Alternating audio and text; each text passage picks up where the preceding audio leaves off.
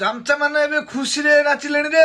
ତା କାରଣ ହଉଛି କଣ ନା କଂଗ୍ରେସର ସଭାପତି ଭକ୍ତ ବାବୁ ଆନାଉନ୍ସମେଣ୍ଟ କରିଛନ୍ତି ବିଜେପି ସରକାର ବିରୋଧରେ ଅନାସ୍ଥା ଆସିବ। କିଓ ତମ ପାଖରେ ସଂଖ୍ୟା କାହିଁ?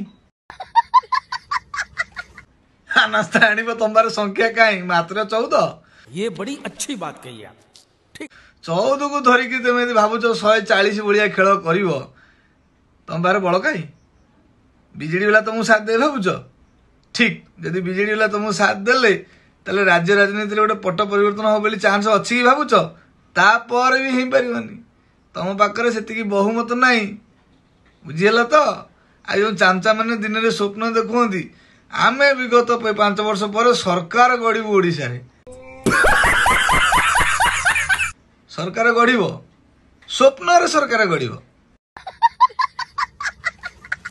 दिबा स्वप्न रे सतरे नुह चामचा माने सुधरी जाओ रे दिन स्वप्न छाड़ी दियो।